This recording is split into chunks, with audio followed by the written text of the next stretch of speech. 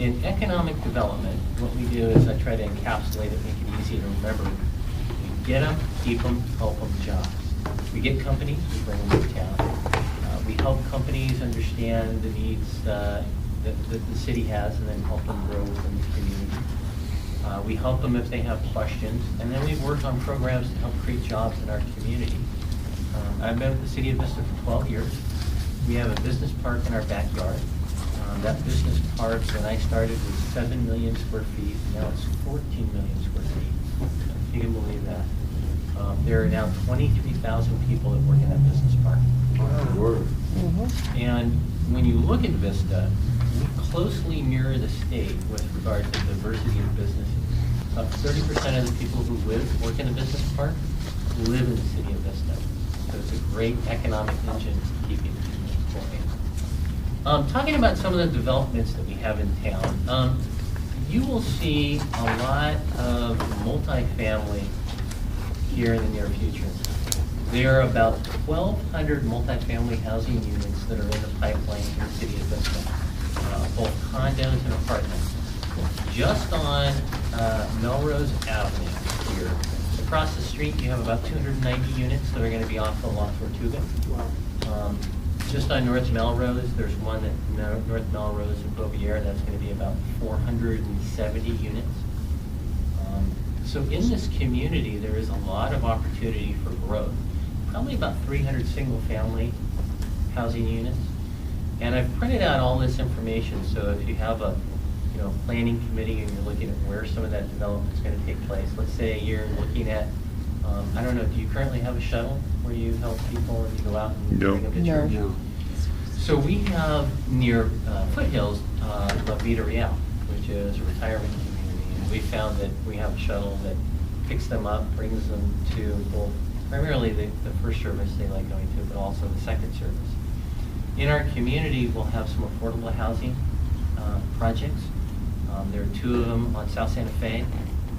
And then these other projects that I'm talking about, which will be what we call market rate. So in some of those communities, especially affordable, you might find that there are going to be elderly in those populations that might need some transportation. So those are some of the ideas that I just wanted to raise that I see coming up in our community. The affordable housing projects look at the average income within a community in the city of San Diego or the county of San Diego. And they look at moderate, low, and very low. And the way that they calculate that is moderate is 80% of the typical income average within the county. And then it goes down to 60%, and then I think it goes down to 50 or 40%. So these are families that will be coming into our community, and some of them could be firefighters and police officers or individuals that work in the service communities throughout this area. So 2 of the projects that we have that specifically focus on the affordable housing projects will be on South Santa Fe, one just north of Vista Village Drive, and one that's just south of Vista Village Drive. We're working on Paseo Santa Fe Drive to improve that now. The housing project is part of that area. Okay. Talking about our community that we have, currently Vista, when you look at the census data, it's self-reported. I'm sure you guys have either filled out the short form or the long form. Long form always takes so long, but it's self-reported. And we find in our community, when you look at that data, about 49% of the community is Hispanic. And we see that over time continuing to expand. So as a percentage, you will find that non-Hispanic whites are 51% of the population. African American are 2.9%. American Indian and Alaska Natives are just under a percent. Asians are about 3.1%. And those are really the largest categories that we have. Everything else is broken in. About 22% have a high school diploma or higher, and about 19% have their bachelor's or higher. So that on average compares to some other areas is lower. so it's important to know as part of our community. 19%. So percent of the population 5 years and over who speak Spanish other than English in Vista. So in the community, about 88.9% of those people who speak another language, most of it is Spanish. So about 90%, as opposed to another type of dialect, that it's predominantly Spanish.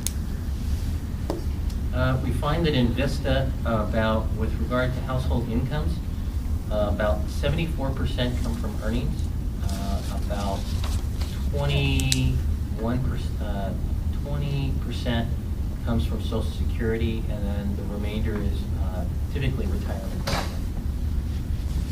As I was thinking about ways that you could help as you're looking to the future, and you talked about Operation Hope, I brought this up at our department head meeting the other day. I said, look, I'm meeting with the Vista United Methodist Church. What ideas can you give them for connecting with the community? And these are the department heads from Public Works and Parks and Rec and Community Development. And the number one thing that came out of most people's mouths were an existing program. So you think of those existing programs like Operation Hope, that's worked very well, or North County Solutions for Change. Are you guys familiar with that? Mm-hmm. We also have, based in Vista, North County Lifeline. Have you ever heard of it? Oh, yeah. So I think that a lot of them, and specifically, take one, North County Lifeline. Don, who runs that, Don Stump, really has a good sense of the community, and it's not because he himself just knows it so well. He really uses his staff to get out into the community. Those staff members are a part of the community and really understand it. And we had to take a step back as a city because we wanted to connect with the Hispanic community because we've had things happen in the past in our community, and we want to be responsive to their needs. And so as a city, we said, okay, well, we want to do something. Let's have a Citizens Academy, because with our Anglo population, and you may not know this, we have a Citizens Academy, which is, I think it's 6 weeks. And if you haven't gone through it, it is a great program. It'll teach you how do we deal with finance in the city? How does the council work? What's our jail look like? How do we deal with community development and planning and economic development issues, right? So, and it has worked very well with our community, and we do it a couple of times a year. So we wanted to extend that also to the Hispanic portion of our community, because we didn't have a great deal of participation. And Don quite correctly said to us, look, you don't have this right. If you're going to do it, they don't have time to spend that much time learning about the community. And they involve their children in almost all that they do. And so what we did working with Don and his group is we actually put on an event. It was one full day where we had everything so they could, in Spanish and in English, but also we involved the children, we involved the family, we made it easy to do on one specific day.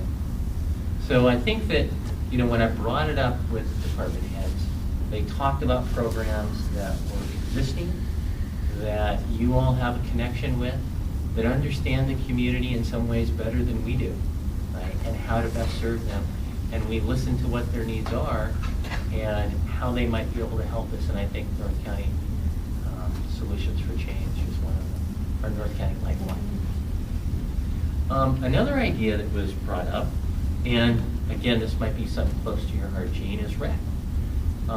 There were suggestions about maybe helping with scholarships or sponsors, and you may already do this, with recreation programs or Boys and Girls Club, because we find that we have needs in these areas in our community. And that was something that came up with a lot of the individuals that I had talked to as well. Do you guys know Christian Jement, who's starting the Foundry in Otay? So Christian has been very focused on going out and meeting with new developments to see what they can do. So maybe a good opportunity would be to go meet with the new development across the street and up the street and see what it is, see how you might be able to help their community and how you might be able to get the information for the church in their facility. When people move into this community, because that is the best time as they move away from their other church that they might have from far away to here. So that's kind of a broad brushstroke of our community. Well, thank you very much for coming and speaking.